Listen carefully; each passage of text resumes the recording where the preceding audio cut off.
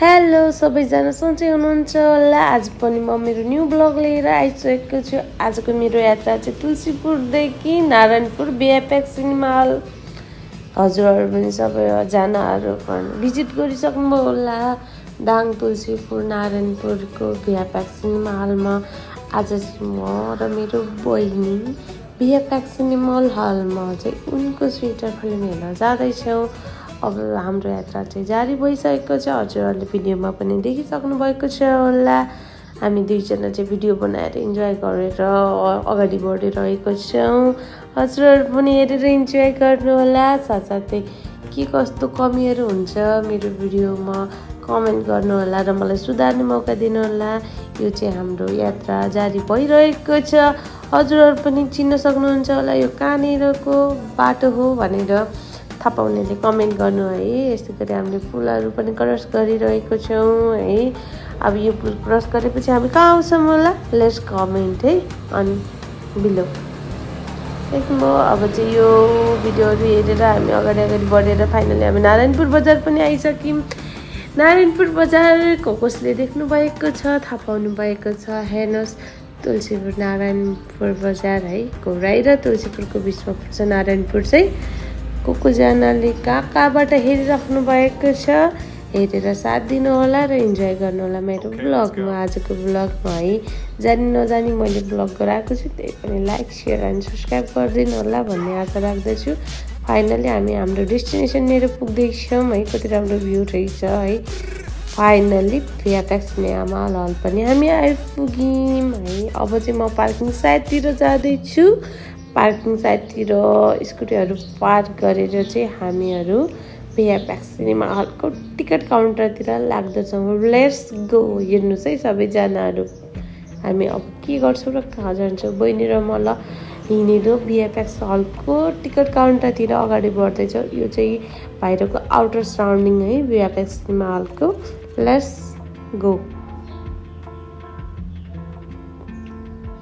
देखिसक्नुभयो होला नि उनको स्वेटर मुभी है। वैशाख 26 गतेदेखि लागिरहेको रहेछ है। नवसिंह फिल्म चाहिँ जेठको 9 गते लाग्दो रहेछ। आउनुहोस् हेर्नुहोस् इन्जोय गर्नुहोस् है। अब चाहिँ हामी टिकट काउन्टरतिर लाग्यौँ है। देख्नुभयो टिकट पनि ल्याइसकेर हामीले इन्ट्री पास गरेर हामी भित्र छिरिसक्यौँ। यो चाहिँ भित्र छिरिसक्यौँ। हेर्नुहोस् है यो चाहिँ पसल र त्यसै गरी म वासरुमतिर गएँ है। वासरुम भएर चाहिँ म नर्मल्ली करिडोरतिर हुँदै अडिसन नम्बर 1 हामी फिल्म हल नम्बर 1 तिर लागिसकेँ। केही पिक्चरहरू लिएर चाहिँ हामी थिएटरभित्र छिर्यौँ है। ल म थिएटरमा आइसकेँ। म आउँदाखेरि खासै चाहिँ मान्छे हुनुहुँदैन थियो है। तर मान्छेहरू आउने क्रम जारी नै छ। फिल्म आज स्टार्ट भएको छैन। त्यो टाइममा चाहिँ बहिनी र मैले भिडियोहरू बनाएर इन्जोय गऱ्यौँ है। देख्नुभएको छ नि। म पनि केही टिप्सहरू दिइरहेको छु नि त। यो बोल्दा बोल्दै चाहिँ फिल्महरू चाहिँ स्टार्ट भइसक्यो है। देख्नुभयो नि अन स्क्रिन अन भइसक्यो है।